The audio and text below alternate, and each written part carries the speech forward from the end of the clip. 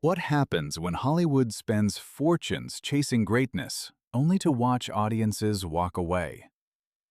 Throughout the 1980s, studios gambled on epic visions, ambitious directors, and star-powered spectacles. Some became classics, others became cautionary tales. Today, we count down the biggest box office bomb from every year of the decade and uncover how millions of dollars vanished in spectacular fashion. Number 10. Heaven's Gate, 1980. The 1980s began with a film that would become the ultimate warning story in Hollywood history. Heaven's Gate was supposed to be another triumph for director Michael Cimino. Only a few years earlier, he had won Academy Awards and industry respect for The Deer Hunter. Studios believed he could do no wrong. What happened next became legendary. Set against the violent backdrop of Wyoming's Johnson County War, the film follows Sheriff James Averill as tensions rise between wealthy cattle barons and struggling European immigrants. The story promised epic scale. The production delivered something even larger. Entire streets were rebuilt, scenes were filmed again and again. Days of work were discarded because Cimino wanted absolute perfection. Costs climbed at a terrifying pace. As production dragged on, rumors spread throughout Hollywood. Newspapers reported chaos on the set. Executives watched the budget spiral far beyond its original plan. By the time filming ended, Heaven's Gate had become one of the most expensive films ever made. The damage extended far beyond one movie. United Artists had backed the project, and the studio never truly recovered from the disaster. Heaven's Gate became the symbol of unchecked artistic ambition and reckless spending. Years later, some critics would reevaluate the film and praise its breathtaking visuals. Yet no amount of revisionist appreciation can erase its place in history. Heaven's Gate was not simply a flop. It became the box office bomb that defined an entire era. Number 9. Honky Tonk Freeway, 1981. 1 year later, Hollywood delivered another expensive gamble. This time, the disaster arrived wrapped in bright colors, bizarre comedy, and a water-skiing elephant. Honky Tonk Freeway takes place in the tiny Florida town of Ticklaw. The town's eccentric mayor, Kirby T. Kalo, dreams of bringing prosperity to his struggling community. When a new interstate highway bypasses the town entirely, he launches a desperate plan to attract attention and save Ticklaw from becoming forgotten. On paper, the premise sounded quirky and original. In execution, it became one of the strangest studio productions of the decade. The film was packed with odd characters, random events, and surreal humor. There were elephants, musical numbers, outlandish schemes. Entire sequences seemed designed to confuse audiences rather than entertain them. The production itself was incredibly expensive for a comedy. Huge resources were devoted to creating elaborate stunts and large-scale scenes. Studio executives hoped they had a unique crowd pleaser. Instead, they had a film nobody knew how to market. What makes the failure fascinating is how much confidence existed before release. The filmmakers believed they were creating a bold satire of American culture. Viewers simply saw a strange comedy that failed to connect. Today, Honky Tonk Freeway survives as a curiosity from a decade filled with ambitious mistakes. It remains proof that originality alone cannot guarantee success. Sometimes, the weirdest ideas become the biggest disasters. Number 8. Inchon, 1982. By 1982, Hollywood witnessed a failure so spectacular that even its impressive scale could not hide the cracks beneath the surface. Inchon arrived with the ambition of becoming a grand war epic. Instead, it became one of the decade's most notorious financial disasters. The film dramatizes the Battle of Inchon during the Korean War. At its center is General Douglas MacArthur, whose daring military strategy helped shift the course of the conflict. With a respected historical event as its foundation, the movie appeared to have all the ingredients of a prestige production. The project attracted international attention long before release. Enormous sums of money were poured into battle scenes, military equipment, and large casts. Expectations grew higher with every passing month. Supporters envisioned an award contender that would stand beside the greatest war films ever made. What audiences received was something very different. Critics criticized the awkward storytelling, wooden dialogue, and uneven performances. Rather than feeling like a gripping historical drama, the film often felt distant and lifeless. Viewers struggled to connect with the characters or the events unfolding on screen. The box office response was brutal. Ticket sales barely registered compared to the film's enormous cost. Even the presence of acclaimed actor Laurence Olivier could not generate enough interest to rescue the production. Today, Inchon is remembered less for its depiction of war and more for the astonishing scale of its commercial collapse. It serves as a reminder that spending vast amounts of money cannot manufacture emotional impact. Without a compelling story, even the largest battlefield can feel empty. Number 7. The Lonely Lady, 1983. Not every box office bomb arrives with explosions and giant sets. Sometimes disaster comes disguised as prestige drama. That was the fate of The Lonely Lady. Based on a best-selling novel, the film follows Jerilee Randall. She dreams of becoming a successful screenwriter and refuses to let anyone stand in her way. Her journey through Hollywood is filled with ambition, betrayal, humiliation, and personal sacrifice. The story aimed to expose the dark side of the entertainment industry. Producers hoped the movie would attract adult audiences looking for serious drama. Instead, it quickly became the target of ridicule. Viewers found its tone wildly inconsistent. Scenes intended to be emotional often generated laughter. Moments designed to feel shocking came across as unintentionally absurd. As negative reviews spread, the film developed a reputation that no marketing campaign could overcome. Critics attacked nearly every aspect of the production. The screenplay became a frequent target while performances received little support from reviewers. The commercial results were predictably grim. Audiences avoided theaters and word of mouth turned toxic. Rather than becoming a respected Hollywood drama, the film transformed into an example of how quickly prestige aspirations can collapse. Yet there is something fascinating about The Lonely Lady. It reflects a moment when studios believed controversial material alone could attract viewers. The gamble failed spectacularly. Decades later, the movie remains a cautionary tale about the dangers of confusing sensationalism with substance. Sometimes the loudest projects leave the smallest impact. Number 6. The Cotton Club, 1984. Some box office bombs are mocked from the moment they arrive. Others earn respect yet still lose fortunes. The Cotton Club belongs firmly in the second category. Set during the 1930s, the film transports viewers into the legendary Harlem nightclub known as the Cotton Club. Musicians, dancers, gangsters, and dreamers move through a world filled with jazz rhythms and dangerous ambition.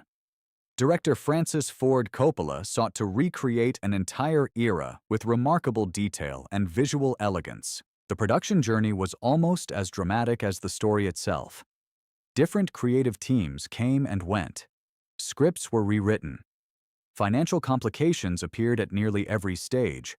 Long before audiences bought a ticket, millions had already been spent. As the project grew larger, so did the pressure surrounding it. When the film finally reached theaters, critics admired many elements. The musical performances impressed viewers. The production design captured the glamour and energy of a vanished age. Several performances earned praise for bringing authenticity to the screen. Unfortunately, admiration did not translate into ticket sales. General audiences showed limited interest. The movie struggled to recover its enormous investment. Week after week, the financial outlook worsened. The irony is impossible to ignore. A film celebrating one of America's most vibrant entertainment landmarks became a commercial disappointment itself. While later generations have recognized its craftsmanship, the damage had already been done. Today, the Cotton Club stands as one of the decade's most fascinating failures. It proves that artistic quality and financial success do not always travel together. Sometimes a movie can do almost everything right and still lose the battle at the box office. Number 5. Revolution, 1985. History is filled with revolutions that changed nations. In 1985, one cinematic revolution changed the trajectory of a major star's career. Revolution stars Al Pacino as Tom Dobb, a fur trapper living in colonial America who becomes swept into the chaos of the American Revolutionary War. Through his eyes, audiences witness a brutal struggle for survival in a nation being born through conflict and sacrifice. The project carried enormous expectations. Pacino was already regarded as one of the finest actors of his generation. The filmmakers aimed to create an epic historical experience grounded in realism rather than patriotic fantasy. Battlefields were recreated with painstaking detail. Costumes reflected the period with remarkable accuracy. Every frame was designed to feel authentic, yet authenticity alone could not solve deeper problems. The film moved at a pace many viewers found difficult to embrace. Its bleak atmosphere offered little of the excitement audiences expected from a large-scale historical adventure. Critical reception quickly turned negative. The commercial results were devastating. Moviegoers stayed away despite the presence of one of Hollywood's biggest stars. The film earned only a fraction of what was needed to justify its cost. For Pacino, the disappointment was particularly significant. He stepped away from acting for several years afterward. Over time, some critics have revisited Revolution and discovered strengths that were overlooked during its release. Even so, its reputation as a financial catastrophe remains secure. The film serves as a powerful reminder that prestige talent and historical ambition do not guarantee success. Sometimes, even the most respected names in cinema can find themselves on the wrong side of history. Number 4. Howard the Duck, 1986. By 1986, Hollywood had become obsessed with turning comic book characters into blockbuster franchises. The formula seemed simple. Find a recognizable character, spend heavily on effects, watch audiences flood theaters. Howard the Duck proved reality could be much harsher. The story begins on a distant world populated entirely by ducks. Howard is suddenly pulled through space and deposited on Earth, where he becomes entangled in a bizarre adventure involving scientists, aliens, and a threat that could destroy the planet. Even by the standards of fantasy cinema, the premise was unusual. What gave the project credibility was the talent behind it. George Lucas served as executive producer, and the studio invested heavily in special effects. The filmmakers believed they were launching a major new franchise. Expectations rose with every trailer and promotional campaign. Then audiences finally saw the movie. Many viewers were confused by its tone. It was neither a family film nor a straightforward comedy. It drifted between science fiction satire and absurd adventure without fully committing to any direction. Critics responded with overwhelming negativity. Reviews mocked the screenplay, the humor, and the strange central concept. The financial performance quickly became a public embarrassment. Despite a substantial budget and massive publicity, the film failed to attract enough moviegoers. Instead of becoming the next great franchise, it became one of the decade's most famous cautionary tales. Years later, Howard the Duck gained a cult following among fans who appreciate its eccentric charm. Yet its legacy remains tied to its original failure. It stands as proof that brand recognition and big spending cannot guarantee audience enthusiasm. Sometimes the biggest risks produce the biggest headlines for all the wrong reasons. Number 3. Ishtar, 1987. Few movies have become as synonymous with failure as Ishtar. Long before audiences entered theaters, the film had already become the subject of industry gossip and media fascination. The story follows struggling singer-songwriters Chuck Clark and Lyle Rogers. Convinced they are destined for stardom, they accept a performance job in North Africa. What begins as a desperate attempt to earn money soon spirals into a dangerous political adventure involving spies, revolutionaries, and international intrigue. At its core, Ishtar was intended to be a comedy driven by the chemistry between Warren Beatty and Dustin Hoffman. Both were major stars. Director Elaine May possessed a reputation for intelligence and originality. On paper, the project looked nearly unstoppable. Behind the scenes, however, problems multiplied. Production delays became headlines. Costs continued to rise. Reports of creative disagreements fueled constant speculation. Before release, the movie had already developed a reputation as an impending disaster. When it arrived, critics were divided and audiences remained unconvinced. Ticket sales never approached the level required to justify its enormous budget. The media quickly labeled it one of Hollywood's greatest failures, and that label followed the film for decades. What makes Ishtar unique is how fiercely some defenders continue to support it. Certain critics now argue that the movie was judged more by its troubled production than by its actual content. Whether one agrees or not, the financial outcome is undeniable. Ishtar became the defining flop story of the 1980s. It transformed from a movie into a legend, a symbol of how expectations can become as dangerous as failure itself. Number 2. The Adventures of Baron Munchausen, 1988. Some box office bombs are forgotten almost immediately. Others leave behind images so imaginative that audiences continue talking about them decades later. The Adventures of Baron Munchausen belongs to the second category. Directed by Terry Gilliam, the film follows the legendary Baron Munchausen as he recounts a lifetime of impossible adventures. He travels to the moon, escapes deadly situations through outrageous luck, encounters strange creatures and larger-than-life characters. Every tale feels like a dream, unfolding without limits. From the beginning, this was never designed to be a conventional blockbuster. Gilliam wanted to create a fantasy world that felt handcrafted and magical. Massive sets were constructed. Elaborate costumes filled every frame. Practical effects transformed ordinary scenes into spectacles of imagination. The production became one of the most ambitious fantasy projects of the decade. Unfortunately, ambition came with a price. Costs continued rising throughout production. What started as a manageable investment eventually became a financial burden.